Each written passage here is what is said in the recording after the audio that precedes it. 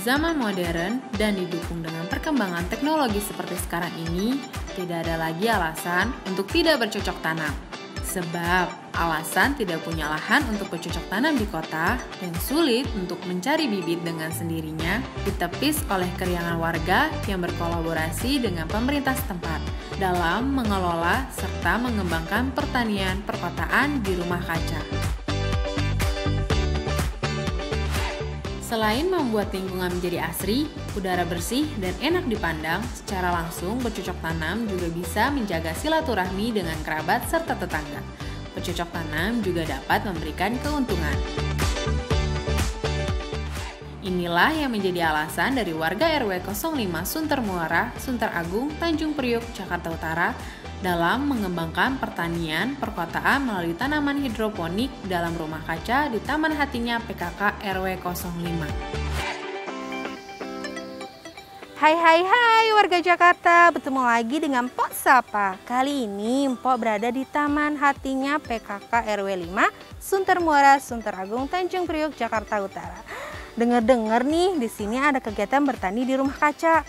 Kegiatan bertani di perkotaan ini katanya dilakukan dari warga, oleh warga, dan untuk warga.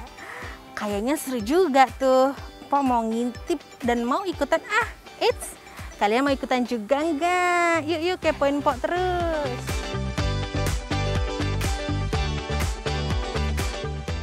Ada ibu lagi menanam tuh. Kira-kira ibu itu lagi nanam apa ya? Mpok mau samperin Kalau Mpok boleh tahu, ibu nanamnya apa sih, ibu? Lagi nanam apa? Ini saya lagi nanam tomat, pare, kangkung, pokcai, sawi. Ini ada buah melon, sama terong, cabai. Kenapa sih, Bu, nanam-nanam jenis-jenis ini, Bu? Kita mengisi waktu luang. Jadi kita tanam di sini konsumsi dari nanam kita untuk kita dan untuk warga RW 05. Kenapa sih Ibu ikutan menanam di hidroponik ini, Bu, di rumah kaca? Sayurannya tuh lebih sehat, lebih higienis juga. Jadi penanamannya juga lebih mudah, tidak mengeluarkan tenaga banyak. Kalau di sono di media tanah itu kan pakai pupuknya pupuk kandang sama pupuk non organik itu loh. Penanaman nih, Bu, biasanya kayak tomat itu biasanya berapa lama sih, Bu, sampai dipanen? Dari penanaman sampai dipanen? Penanaman sampai panen itu sekitar sebulan udah bisa manen. Kalau udah pada berbuah. Karena kita pakai nutrisinya untuk Habimik lebih cepat daripada di media tanah. Oke. Siap, Ibu, terima kasih. Mpok sudah mengerti tentang bagaimana nih tanaman-tanaman hidroponik yang ada di sini. Terima kasih, Ibu.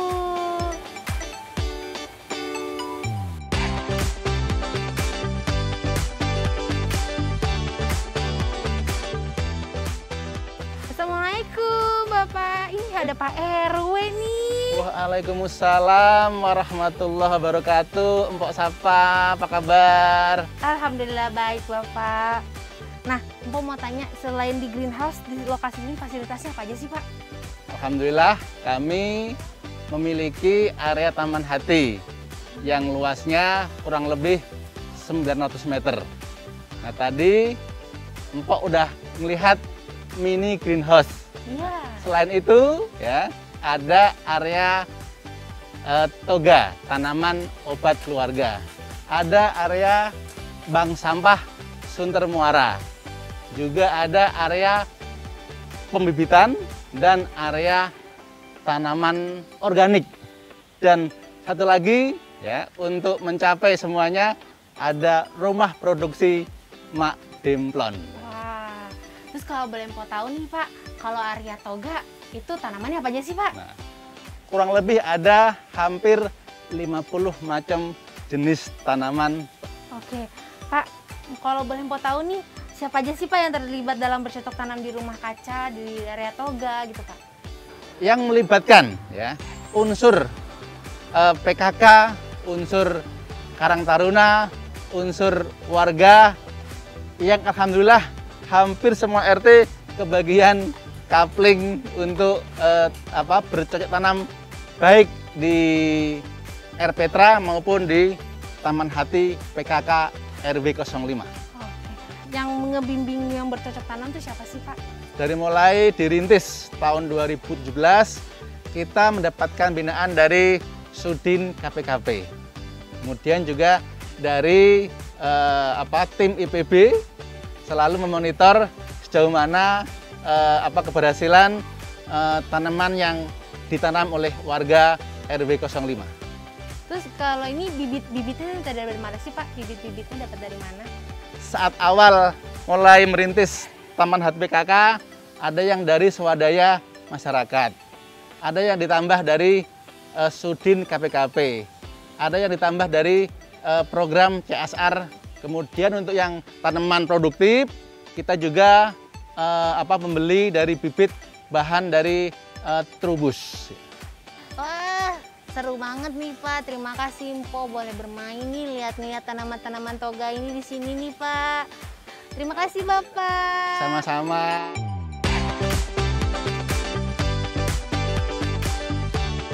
Wah, ternyata ini loh air tetranya.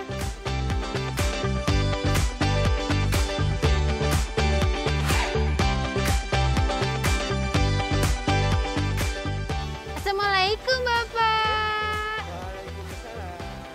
Pak, tadi Mpo habis keliling-keliling nih Pak di air Petra ini. Nah kalau boleh Mpo tahu air Petra ini ada apa aja sih Pak? Oh ya, ada dimanfaatkan untuk bercocok tanam. Ya, di samping untuk tanaman juga dimanfaatkan untuk budidaya ikan lele ini. Oh ya, budidaya ikan lele. Di air Petra ini nih Pak, kolam lelenya ada berapa sih Pak? Ya, ada beberapa bagian pada beberapa kolam, diantaranya yang besar ini ada 2, kemudian di sana juga ada kolam yang permanen 2, di samping itu ada juga drum atau ember yang digunakan untuk budidaya lele. Wah, oke Bapak, terima kasih. Mpo sudah boleh lihat-lihat ikan kolam lelenya nih Pak. Oke, Mpo pamit ya Pak. Dadah Bapak, Assalamualaikum.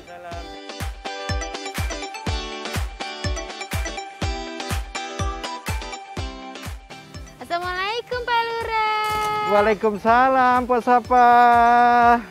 Mpo tadi udah ngobrol-ngobrol nih Pak sama warga-warga yang di greenhouse nih Pak.